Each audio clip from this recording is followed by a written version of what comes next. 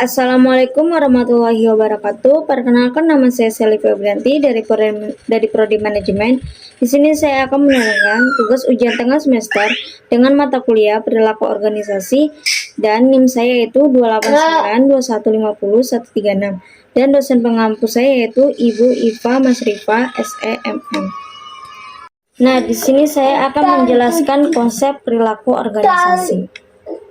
Ilmu perilaku organisasi suatu bidang studi atau disebut juga dengan ilmu tentang perilaku tiap individu dan kelompok serta pengaruh tiap individu dan kelompok terhadap organisasi maupun perilaku interaksi antara individu dengan individu, individu dengan kelompok dan kelompok dengan kelompok dalam organisasi demi kemanfaatan suatu organisasi, yaitu sistem kerjasama sekelompok orang yang mempunyai aturan dan keterikatan tertentu untuk mencapai tujuan yang telah ditentukan. Perilaku, sikap dan tindakan atau behavior, way of thinking of behaving. Manfaat perilaku organisasi. Yang pertama itu ada perilaku organisasi akan bertindak sebagai map untuk kehidupan anggota yang ada di dalam organisasi. Yang kedua itu melakukan penelitian yang sistematis dan berguna untuk memahami dan juga memprediksi kehidupan organisasi tersebut.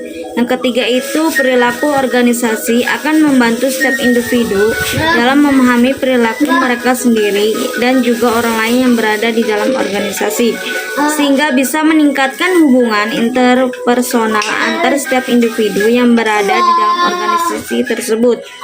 Yang keempat itu membantu setiap manajer untuk bisa memahami dan juga mempengaruhi lingkungan dan juga kejadian ataupun masalah yang pada organisasinya. Yang kelima itu analisa. Perilaku organisasi juga akan sangat membantu mencegah adanya masalah dalam organisasi. Elemen-elemen perilaku organisasi yaitu ada 4. Yang penting mampu mempengaruhi perilaku organisasi. 4 elemen yang mampu mempengaruhi organisasi adalah berasal dari internal organisasi dan eksternal organisasi. Berikut ini adalah penjelasannya. Yang pertama itu manusia. Manusia adalah sistem sosial di dalam internal organisasi. Mereka terdiri dari individu ataupun kelompok tertentu. Artinya, kelompok tersebut bisa dalam jumlah yang kecil atau besar, informal atau formal, tidak resmi ataupun tidak resmi. Struktur adalah hubungan pada setiap orang yang terdapat di dalam suatu organisasi. Yang ketiga, teknologi. Teknologi mampu menanamkan kondisi fisik dan juga ekonomi dimanapun orang bekerja. Yang keempat itu sistem sosial. Sistem sosial ini akan menyediakan lingkungan eksternal tempat organisasi bergerak. Ruang lingkup perilaku organisasi. Ruang lingkup organisasi adalah suatu integrasi dari 3 konsep ataupun studi perilaku yang terdiri dari perilaku individu, perilaku antar individu, dan juga perilaku kelompok. Nah, perilaku individu itu, studi perilaku individu adalah suatu studi terkait kepribadian individu, pembelajaran, sikap, motivasi, dan juga kepuasan kerja.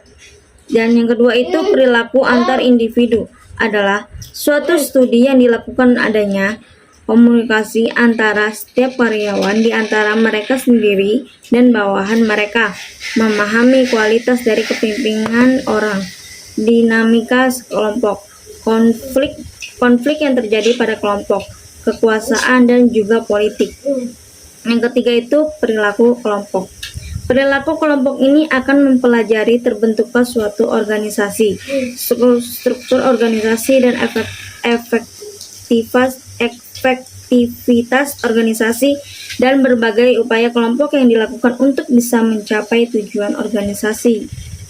Kontribusi bidang ilmu terhadap perilaku dalam organisasi yaitu ada 5. Pertama itu psikolog, yang kedua itu psikolog sosial, yang ketiga itu sosiologi, yang keempat itu antropologi, dan yang kelima itu ilmu politik.